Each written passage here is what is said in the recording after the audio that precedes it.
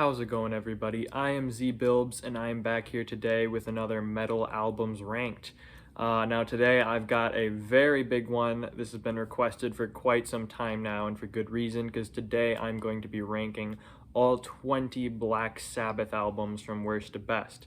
And yes, I said 20 because I am going to be including The Devil You Know, which isn't technically a Black Sabbath album. It's from Heaven and Hell, but it's with all the same Black Sabbath guys, so it's really Black Sabbath and everything but name, so I'm going to include it just for the heck of it. If you guys don't think that's really Sabbath, then just, cross it off my list and, whatever. But this is going to be the biggest band ranking I've done before. The biggest previously was Iron Maiden with 17, so I'm going to try to be keeping it relatively concise, but who knows, I might go off on some tangents. But Black Sabbath, obviously, they're like the creators of metal. They've got tons of absolutely classic albums, amazing songs, so this was very tough to come up with where to place some.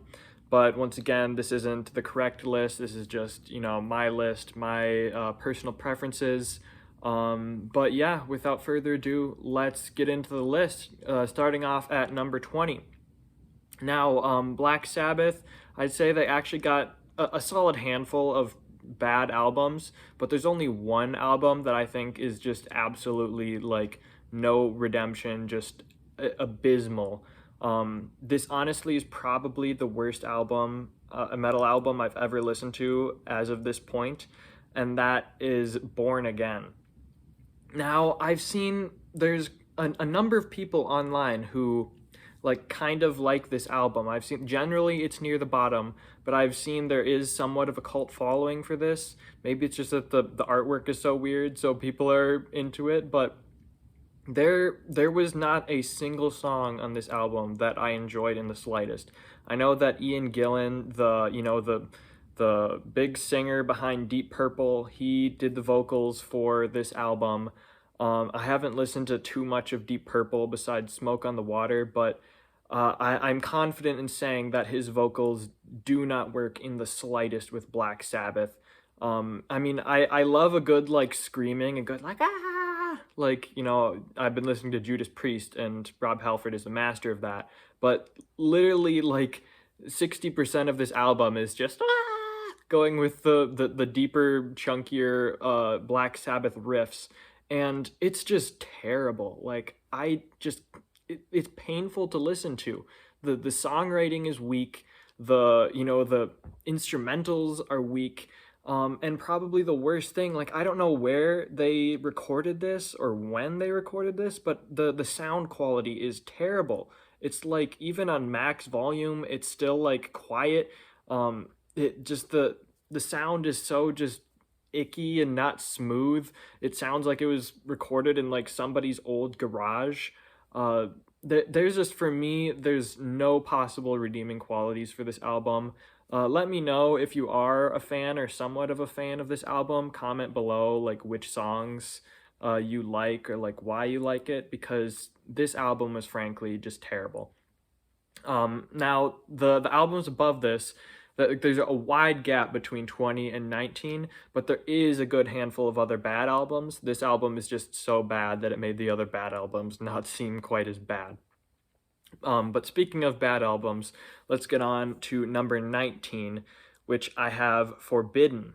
Now, this was the last album that was released before the reunion with Ozzy, where they did 13. This was the last Tony Martin album. And as you'll see later on this list, I think Tony Martin and his era of stuff is just absolutely underrated. Generally speaking, I feel like people tend to lump most of the Tony Martin albums near the bottom, which I think is absolutely a mistake. The only real Tony Martin album that I think was just an absolute misfire was obviously this one, Forbidden. This is coming in mid-90s. It's clear that, Black Sabbath, they don't know what they're doing anymore. Tony Iommi is just keeping them treading water. And, Tony Martin, obviously his vocals are just as great as ever, but it just feels like the songwriting is terrible. It almost feels a little grungy, probably influenced by that era a little bit. And I don't know, it just, it just feels just boring. There are no really interesting songs in there. The only ones that are of note, Kiss of Death, the closer is fine. And then Illusion of Power, apparently Ice-T is in there and does like some like rapping and stuff, which a lot of people hate that. I think it's actually kind of funny. But besides the Ice-T stuff, it's not actually a terrible song. So there is like some redeeming qualities to this album, but generally speaking, this just shows the decline of Black Sabbath, into the 90s, and just it's sad that they ended the Tony Martin era in such a anticlimactic way. I honestly, if Black Sabbath did another album, or I would love to see them bring Tony Martin back, but it seems like that's probably kind of done. But yeah, that's Forbidden at 19. But next up at number 18, I have the first Ozzy album on this list, and that is easily Never Say Die. I think even Ozzy himself said that he doesn't like Technical Ecstasy or Never Say Die because he was like so high on drugs, he didn't even know what he was doing. And I would say, for both Technical Ecstasy and Never Say Die, as you'll see, I do think there are some decent redeeming qualities about these albums. That being said, I think both of them are pretty bad albums, this one in particular. There's just Ozzy, he does kind of sound like he's phoning it in for the most part. The good about this album, Never Say Die, the title track is good. It's not great, but it's solid. And then my favorite from the album is actually Air Dance. It's just a nice piano ballad with some pretty solid, kind of even out of place vocals from Ozzy. It's the only song that feels just anything new or fresh or interesting at all in this album. The rest just feels like like Sabbath is just getting old and tired and definitely needing a revitalization that they would get with Dio in the coming years. But yeah, Never Say Die, pretty bad album, definitely the worst Ozzy album overall. But next up at number 17, it seems we've gone through, singer by singer by singer and their worst albums with Sabbath, and we're going to continue on that trend with Dio, sadly, because I've got or The Devil You Know coming in at number 17. Now, a lot of people I've seen, they love Dio so much, and I love Dio as well, so I feel like a lot of times they're kind of blinded by their love for Dio that they'll rank this album higher than it should be, but I honestly think that this is a pretty bad album, which is kind of sad because it is the last album that Dio did, one of the last that Black Sabbath did. And it's really a shame because, it's the last that Dio did before he passed away. And there's, a lot of really good ideas in here. It does have that classic, like, deeper, darker Sabbath vibes, but I just think Dio he doesn't quite complement the sound quite as well as he did with Heaven and Hell or Mob Rules. It kind of feels like they're trying to force the type of style that they would do with Ozzy onto Dio for most of this album. And so I just think most of these songs just don't quite work as well as they should. They're not like terrible, but I just think I just don't love most of these songs. The only songs that I find some enjoyment out of in here is Follow the Tears, which is solid, and then Eating the Cannibals, which is the one song that I think I actually really love that song. I think it's unironically really awesome. But besides that, I just think this is just a really just mediocre, forgettable album that is probably worth skipping, which is a shame because obviously Dio's great and it's kind of a sad way to end his legacy, but it is what it is. He has more good ones coming up.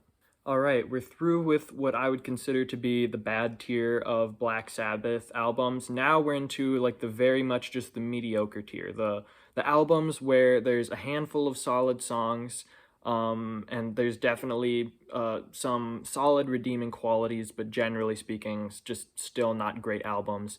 And starting that off at number 16, I have Cross Purposes, the second to last Tony Martin era album. Now this is like a similar style, similar theme to the stuff from Forbidden. So similar criticisms with what I said there. It kind of seems like a downward trajectory that Sabbath was having near the 90s, and sadly that includes cross purposes. But I do think there just is a lot more to enjoy about cross purposes than there was for Forbidden. Whereas Forbidden, there was like only 2 songs that I was like even like sort of like not so good. Cross Purposes has got 3 songs that I think are actually like genuinely pretty decent. You've got Cross of Thorns, there's Back to Eden, and The Hand That Rocks the Cradle. All 3 of those, while I wouldn't consider any of them to be great songs, I think they're pretty solid, pretty decent Tony Martin era Black Sabbath songs that overall brings this album just above the bad tier and makes it just a mediocre Sabbath album overall. But ahead of this one at number 15, I have the other late Ozzy era album, and that is Technical Ecstasy. Now, I already mentioned this is like similar thing that with what I said to Never Say Die, kind of like Ozzy's feeling old, he's feeling tired, Sabbath are kind of depleting at this point. And I probably even more so than Never Say Die is just pretty much every song in here is just absolutely just boring and forgettable. It just feels like, the originality and just coolness of Sabbath is being sucked out at this point. The only exceptions that I would say is She's Gone, which is all right. It's not one I would re-listen to much, but then the big exception on this album that really like just holds this album above water barely is Dirty Women, which is genuinely, I think, one of the best Sabbath songs. It's like one little gem in just a pile of crap that takes this album from being a bad album to being a mediocre album. So, I mean, yeah, if Dirty Women wasn't on this album, it would probably be in like the bottom 2 or 3, but it does have it, so that's what we got, Technical Ecstasy at 15. All right, coming in at number 14, we've got an album that probably most of you are surprised hasn't been listed yet, and that's because I think it's generally pretty underrated, and of course I'm talking about Seventh Star. Now, I've seen very much across the board, this one seems to be at the bottom or near the bottom of most people's Sabbath albums ranked list, which I get, because out of every single Sabbath album, this is the least Sabbathy, quote unquote, of any album. It's not really heavy at all. It really just feels like a hard rock album.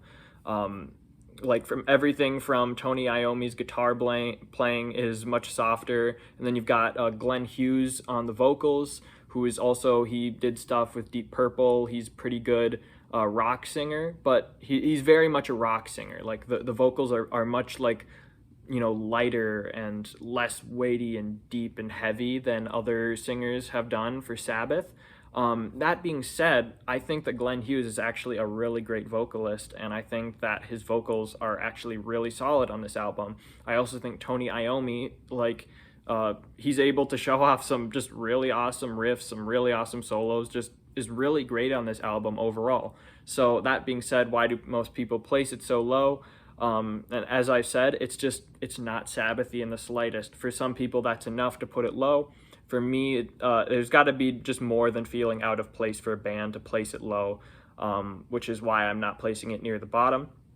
Now, it is at 14 because with all the praises I've said, it's not perfect. There's definitely some problems. The songwriting could be stronger in some areas.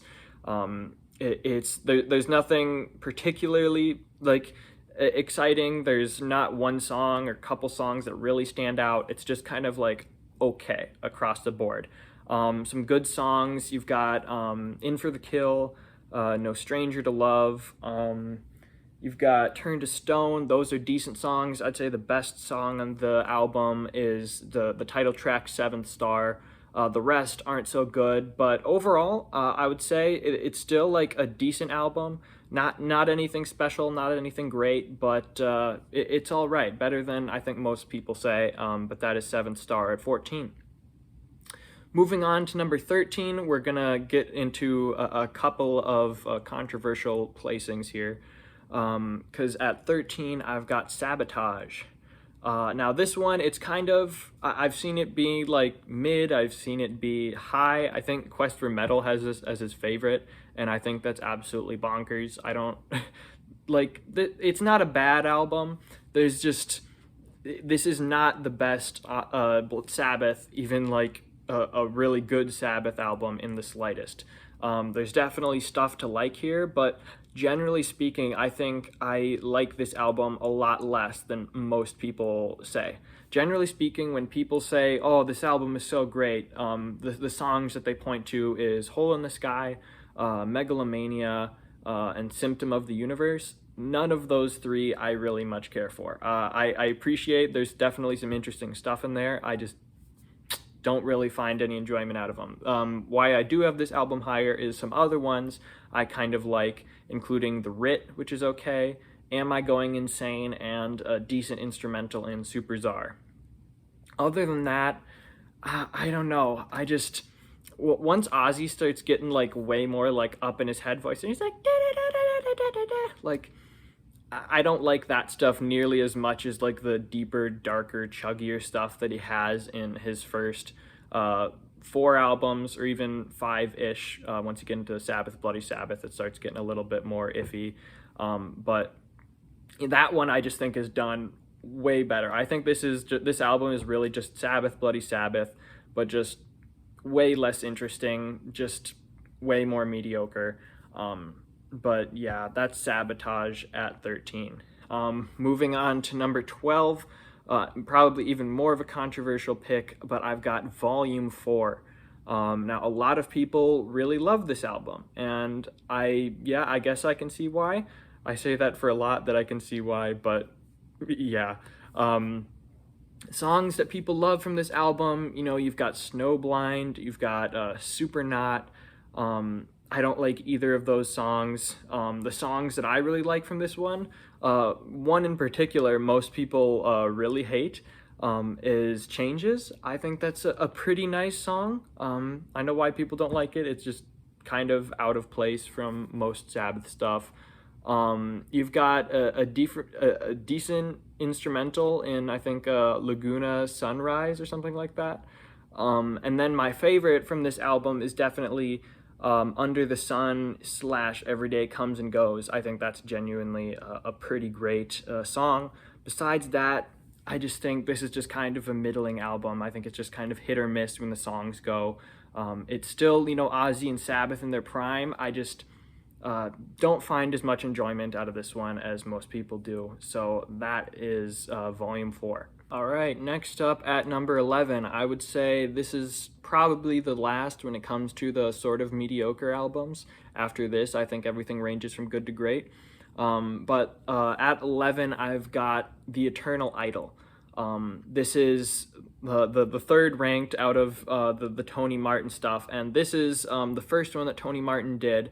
And honestly, there's a lot to really enjoy about this album. I think Tony Martin, he hadn't quite, you know, found his footing in the band. I think there is better stuff of his to come. That being said, I still think this is still pretty solid. There's good stuff in here. The title track, The Eternal Idol, is pretty good. Born to Lose is also pretty good. And then I think the clear standout from this album, probably one of the best, if not the best, Tony Martin era Sabbath song is The Shining. That Rise Up, like, super underrated song. If you haven't heard it, like, go check it out now.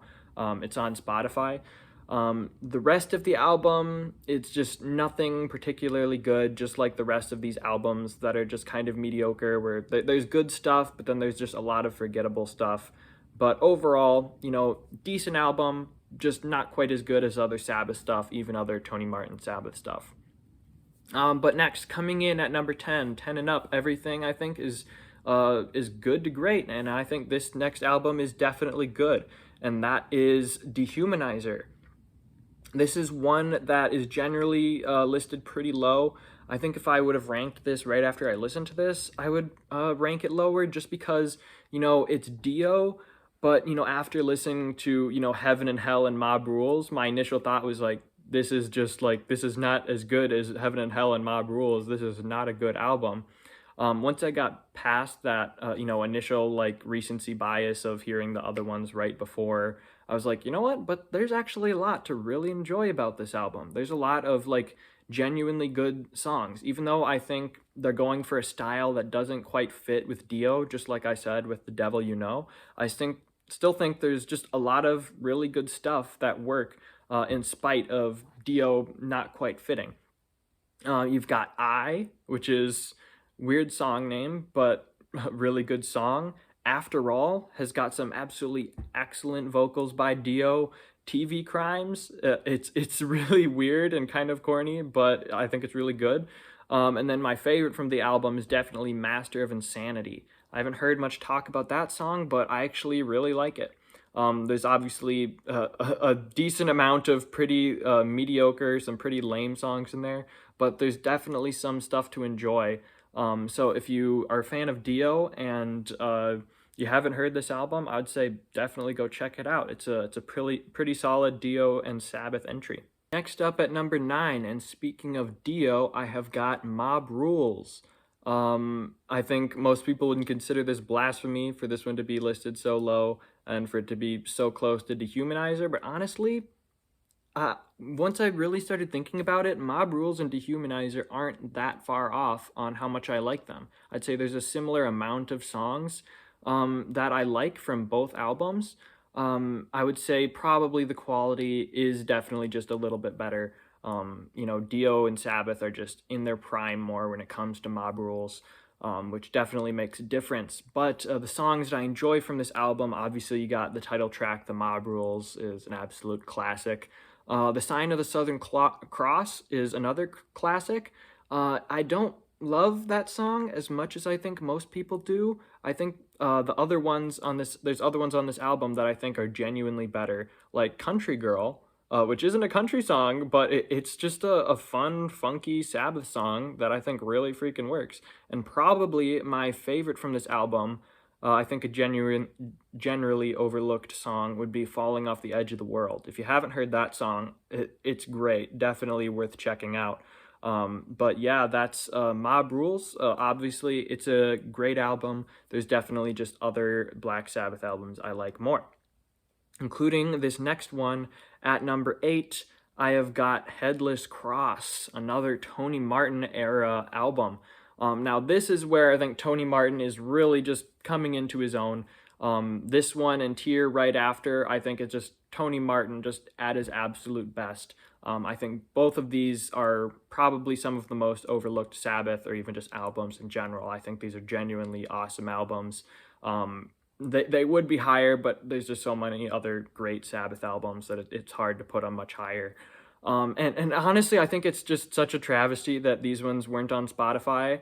The only Tony Martin Sabbath albums that aren't on there, you've got Headless Cross, Tear, and then Cross Purposes and Forbidden. It's like, please just give us Headless Cross and Tear on Spotify because they're so much worth it. The other two you don't have to, but get rid of Born Again and I 7-star, I guess, too, and give us Headless Cross and Tear on Spotify because I just listen to these on YouTube a ton. I hate that I can't put them on a playlist, but I still loved them despite not being able to listen to them on Spotify. But sorry, side tangent, this album is awesome. Some of the best songs on there include, obviously, the title track, Headless Cross is awesome. There's When Death Calls, which is just so good. When Death Calls! Like, just listen to it. It's so good. Black Moon is awesome. And then also Nightwing is a solid closer. Just these two Tony Martin albums, they're short and concise, but they've just got so many fun, catchy, heavy riffs, just great stuff. But yeah, that's Headless Cross, and right after it at number 7, I've got Tear, the other one. This is kind of like they go together. Honestly, this could have been called Headless Cross too, because it's similar quality. But once again, it's just another great album. Tony Martin's vocals are just fantastic, and it's got some absolutely banger songs in there. But yeah, some of the best songs from this album, you've got the opener to the album, Anu Mundi or something like that, is just such a great way to start. You've got Jerusalem, which is an excellent song. There's like a three-part, like three songs, but they all kind of go together to make one song, with the Battle of Tyr, which is just an instrumental, then Odin's Court, and then Valhalla.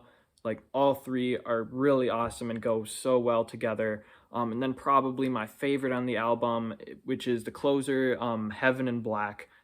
That one, so catchy, so fun, so great. Like, if you guys haven't heard Headless Cross and Tear, like, they are so freaking good. I wish I could have put them higher, but as you'll see, there's just so many other great Sabbath albums too, so the highest I could put was Tear here at number 6. Oh yeah, and oops, did I call Tear the 6th spot? I don't know how many times I did that or said that, how messed up I got. But now we're actually at 6. That one was 7. And at 6th spot, I have the one that started it all, the OG Black Sabbath, the self-titled album. And this, it's a really short album, but it's short and sweet and beautiful and awesome and just fantastic. Now, the songs off of here, there's only like 3 songs that I like really love, but all 3 are just absolutely spectacular. Obviously, you've got the self-titled Black Sabbath song, which is just fantastic, just so dark and dreary and just awesome. And then on the contrast, you've got The Wizard, which is the only Sabbath song that I know of where Ozzy plays the harmonica, which, what else do you have to say besides that? It's a classic, it's amazing. And then my favorite, probably one of my favorite Sabbath songs of all time is on this album, and that is NIB. Just Ozzy's vocals and the heavy chuggy riffs on here are just unmatched by almost anything in that Sabbath has got. NIB is an absolute classic.